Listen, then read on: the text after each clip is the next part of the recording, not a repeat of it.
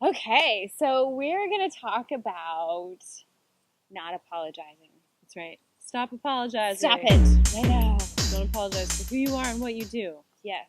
And the reason we wanted to talk about that is because I find myself, this is a struggle too, that I often say that I'm sorry or don't even say that I'm an actor. Like I'll say, I teach. Right. Because people are like, oh, yeah, that's a real job. Right. But if you say that you're a performer, if there's this, you can sense this pause. There's uncomfortable, I think, is the word I feel. Sometimes it's like, I'm an opera singer. And then they'll be like, can't quite comprehend it. And then you're like, oh, but I teach or I do this on the side, And it's like you have to make an excuse. Mm-hmm. When I have recently started being like, I'm an opera singer. And then if they ask more questions, I'll be like, yeah, I teach and other stuff like that. But yeah, I'm an opera singer first. Yes. No more apologizing. No more. Because it gets, and I think people maybe are uncomfortable, but also culturally, performing arts are, unless you're really famous, it doesn't make a lot of money. All these things that we see as really valuable in the culture or society. Right. That you don't fit into. And so you may have people, or I've had people kind of ask, when are you going to get a real job? That's a great question. That's a great question. It happens.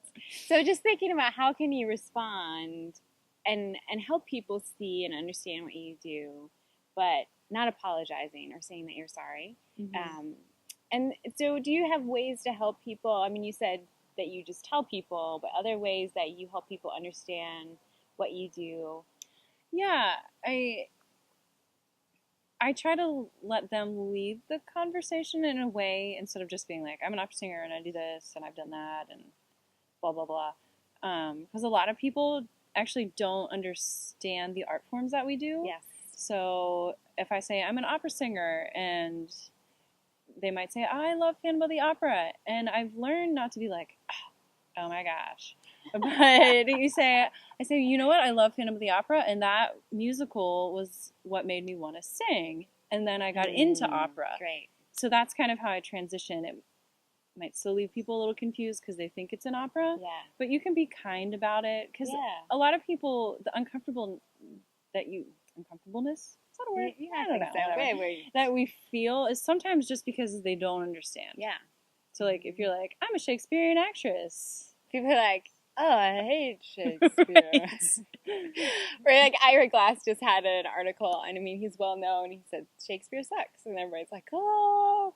So I mean, there's people who don't like it. That's fine. Mm-hmm. But I think that's great. Like, how do you build those kind of building blocks to help people understand what you do? But you don't have to explain. Yeah. But just helping people get a broader sense of the world that we're in. Mm-hmm. Yeah, without apologizing for what we do. Yeah. I mean, you might have the occasional just outright rude person that thinks what you do is not important. But most people just genuinely don't know what you do. Yeah. They have no concept. Because it's weird. We get to live a special life. Yeah. Yeah. And so I think it's helpful for me to hear other people's stories as performers, because it gives me a sense, because there is not this is the way it looks, and so that can be more confusing to people. So for myself to hear other people's stories helps me then explain to people, this is what it can look like, or things that we do, or how it can be beneficial to the community as a whole. Right. And fits in. But I think the big thing is like having a strong sense yourself of the value of what you do, and having people around you that you can go and say, oh my goodness, today this person said this. Right. And just be able to have someone say, but that's okay. You are not unvaluable or we devalued because of what they said, and realizing the strengths that you can bring to a community and what that can look like. Yeah. And I think a lot of people, at least in my experience, once you get talking about it, they get really intrigued and excited, or they might have a few, they're like, oh yeah, that's right, don't you sing in other languages? I'm like, yeah. Actually, I studied a lot of languages. I've studied in other countries. So then you can find some common ground. Or I know you've discovered, well, you know a lot of things that we say, kind of colloquialisms, are from Shakespeare. Yeah. So that's another way that you can tie in that kind of disconnect. Right. And another thing you were saying about just knowing who you are. Yeah. And being confident. so you don't apologize. Yeah. I don't know, we talked about like not feeling like a student anymore. Yeah, and I think that's a hard piece, like figuring out in school, there's a really clear sense of you being a student and learning. But when you come out, other fields have this really clear, this is, now you are a doctor, now you're a teacher, now you're a lawyer. As an artist, you don't have this.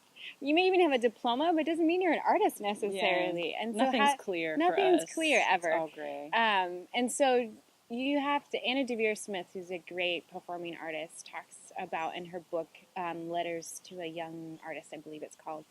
She talks about you have to work harder then, because there are people who just easily say, you know, I'm an actor and don't do anything. But you have to work hard to care about your craft and take care of it and work on it well. So that helps with not apologizing. I think the more you understand it, the more you can say, no, I've really studied these things. I know these things well. Absolutely. When you know you're good at what you do. Yeah. You're gifted and you try to do justice to the art. Yes. So I would say, don't take yourself seriously, take the art seriously. Very seriously, yeah. So that's when I can be like, yeah, I'm an opera singer. Yeah, I get to die a lot on stage. It's great. So, yeah, there's something, exactly what you're saying. Yeah, and to find, so that transition from student to doing that is finding ways to bridge it, I think, to the larger community and help them see how it fits in, or say, this communications for actors great for everyone. Like, it helps you learn how to deal with emotions or be with people who are really upset, or all these things that can help us in everyday life. Public speaking. Yeah, all these pieces that are really beneficial, that people can maybe see and experience. And I think it's helpful for people to meet performers who are not famous, so that, there's lots of people making great art that you could go discover and find out about, who are not in Hollywood, or I don't know. Yeah, and a lot of times some of the big name actors, but there's so many actors in so many films that you don't know their names. You don't know who wrote the script. There's so many artists that are successful, but not on American Idol or something like that.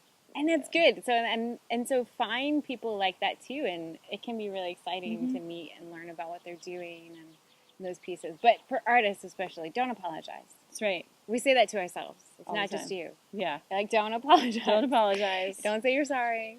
Just know you're good at what you do. Yeah. And then you can hard. say it with confidence. Yeah. Cool. Yeah. Thank you.